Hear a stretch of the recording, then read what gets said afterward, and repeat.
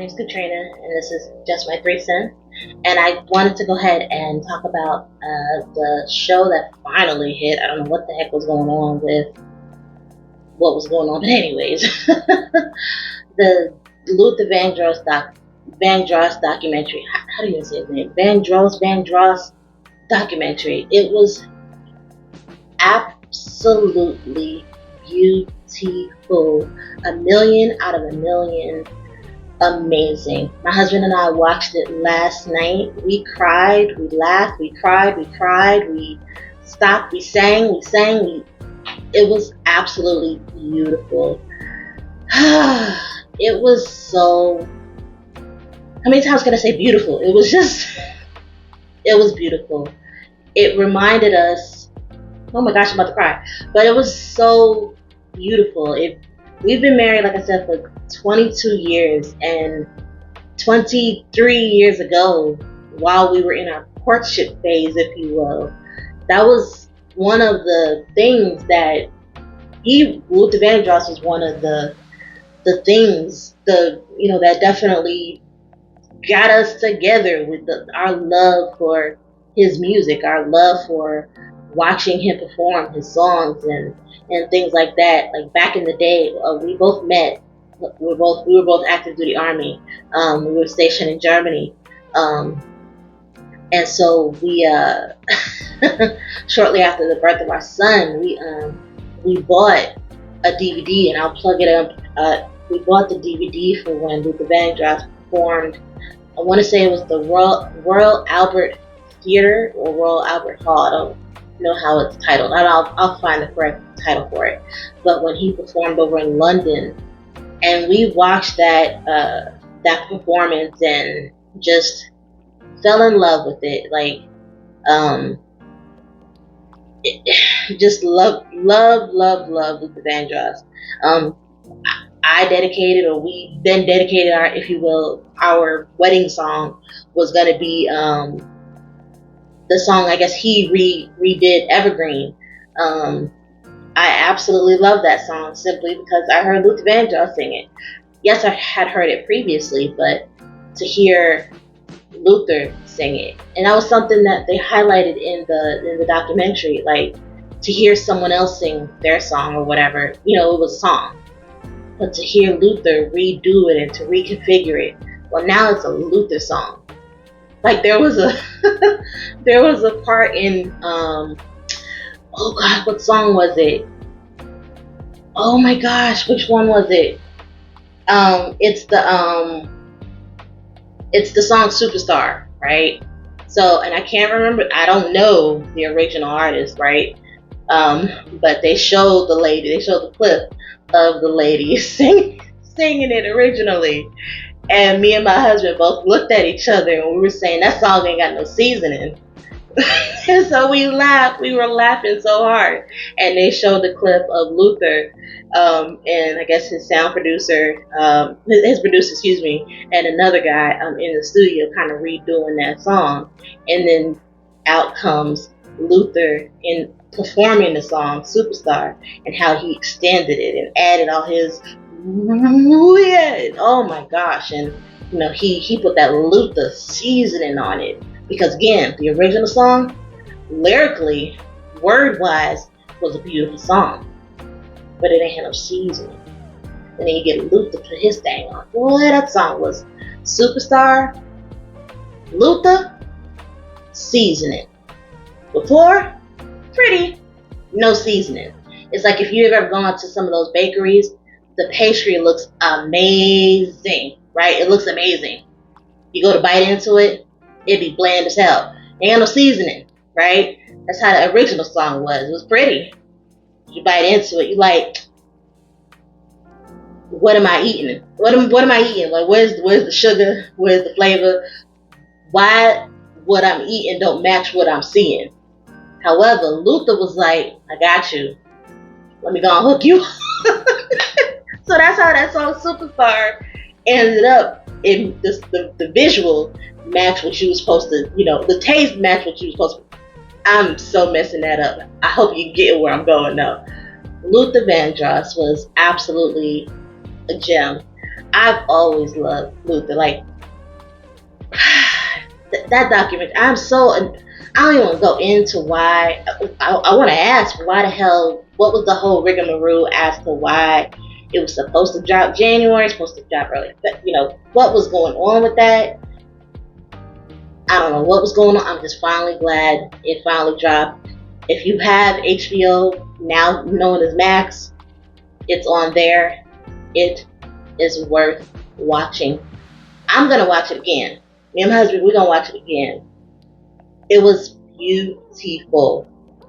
Like I said, for us, we watched it because it was kind of it was just, like I said, it was beautiful. It was, oh my gosh, but no, like, it was something that we did during our courtship, getting to know one another. Luther, boom. It wasn't about like, oh, put on Luther to help get you in the mood. Nah, it was simply, we enjoyed his music.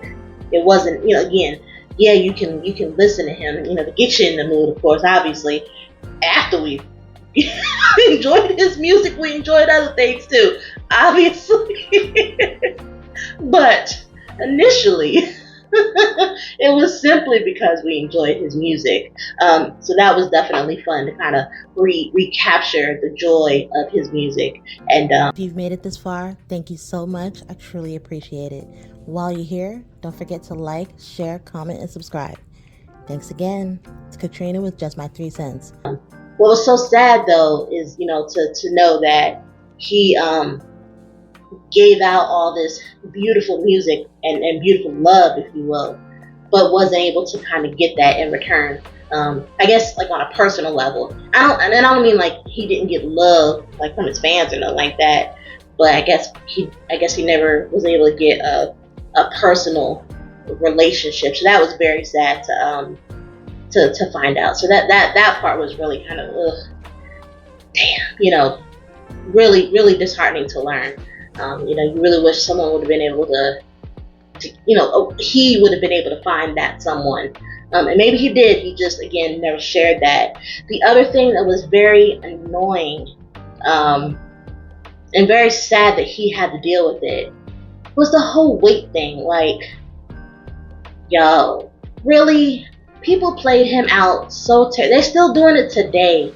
And people are so cruel when it comes to weight. And I feel so sorry for Luther and people like Luther that do suffer from the food noise, if you will. I think that's what they call it, who use food as a coping mechanism. I don't have that problem. And again, my husband could tell you, food noise is not, I didn't know, and again, I don't suffer from that affliction. And so because I don't suffer from like the people who stress eat, I don't suffer from that. It was hard for me to understand that that's a real thing. And I think people in the medical field, they sit there and act like they don't understand it either. Because again, the moment that they see somebody chunky, they automatically assume, oh, you overeat. So when they come to diagnose said person, again, like myself, automatically, you don't know how many times I've had to argue with doctors, right? Because the moment that they see, oh, you big, you eat. Not everybody does that. I don't think they really believe that people stress eat. I didn't believe it. Because again, I don't. It's hard to get me to eat. It's hard to get me to actually eat. Now, unless you throw some crab legs in front of me, I feel sorry for the crab legs, and crab legs are going down. But I digress. But anyways, but still, like, it was just so sad that, like, you could tell people are so cruel, and the doctors, they don't, how are we not getting it? How is this not something that is figure outable? This is just so weird. And, again, the cruelty regarding weight is the fact that he had to deal with that all that time. And again, stress adds more weight. And that people were so cruel in not helping to relieve that stress. It was just, that was disheartening to see. And disheartening to know that still goes on now. Wow, but that documentary was still beautiful. Like I said, I read I already love my husband, but we definitely another flame got sparked last night, because we fell in love yet again because of Luther Vandross, and I think I love Luther, and I love my husband, like I said. But that if you haven't seen it, please watch it. Whoever produced it, whoever finally got it to actually freaking air, because again, that was a whole debacle. That was a whole mess. Whoever finally got it to actually air, thank you for finally getting it to the people. It needed to be seen. Luther Vandross, such an amazing talent. Between him and Donny Hathaway, those are my two absolute favorite all-time artists. I mean, all-time, hands down. Like, oh my gosh, they're just amazing. So, that would have been my dream, to have seen a collaboration between the two of them. That would have been. Can you imagine Luther Vandross and Donny Hathaway collab? That would have been out of this freaking world. Oh my gosh. What? Man, that'd have been crazy. Anywho, please go see it. Well, go see it. Please see it. Please sit down on your couch, get somebody that you love, that loves music, and watch it. Y'all, we were also talking about this too. Are young people learning or getting this type of musical experience? Are they like in today's music, if you will? And I know older people, if you will. I'm in the older crowd, right? We always say y'all young people ain't got no good music, and I don't believe R&B's dead. No. Do I think that younger people will understand the magnitude of a Luther Vandross? Do they have anybody coming up in the ranks that's going to carry the torch of a Luther Vandross? It's hard to say. I don't know. I just hope they don't ever. I hope the so-called young people that are in so-called R&B, so-called soul music, whatever, that they actually study, that they actually take the time to go back and listen to study. I mean, because you hear the people who go back and remake songs, just they go back and their bag is in the 90s. That's as far back as I've heard some of these remakes or whatever. They just dip it back to the 90s, because that of their parents, if you will, era. But go a little further back.